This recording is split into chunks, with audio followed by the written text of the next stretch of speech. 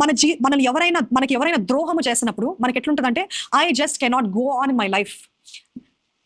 వాస్తవంగా to be frank and to be transparent, to be real in front of you, to relate to you, మీరు ఎంతో ప్రేమించిన వ్యక్తి, ఒక స్త్రీ, ఒక పురుషుడు సడన్ గా మీకు ద్రోహం చేస్తాడండి.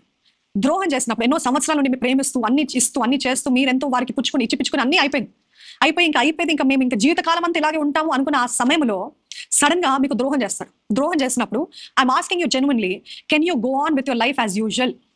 మునుపటి వల్లే మీ జీవితాన్ని మీరు కొనసాగించగలుగుతారా?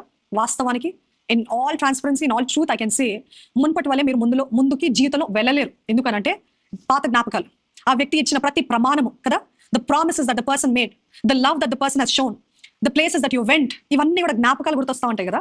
ఆ జ్ఞాపకాలు గుర్తొస్తున్నప్పుడు జీవితం ఎట్లా అనిపిస్తుంది అంటే, అసలు నేను ఎందుకు బ్రతికున్నాను, నేను వేస్ట్, నేను చచ్చిపోతే బెటర్, నేను ఎందుకు ఇంకా I don't know why I'm still existing, all my dreams are shattered, నా కళలన్నీ కూడా నాశనం అయిపోయినాయి, నా జీవితం అంతా కూడా ఒక స్టాండ్ స్టిల్కి వచ్చేసింది, ఎవ్రీథింగ్ ఇస్ లైక్ అంతా కూడా ఆగిపోయింది నా జీవితంలో. నేను ఎంతో హోప్స్ పెట్టుకున్నాను, ఎంతో ఆశపడ్డాను, కానీ ఇంత ద్రోహం చేస్తాడు. నాకు ఈ డిప్రెషన్కి తల ఎక్కడైనా గుద్దుకోవాలా, ఈ బాధకి వేదనకి ఎక్కడైనా పోయి చచ్చిపోవాలా అనేటువంటి మాటలు వినబడుతున్నాయి, వస్తుంది కదా, ఇటువంటి ఎక్స్పీరియన్స్ ఉంటుంది కదా.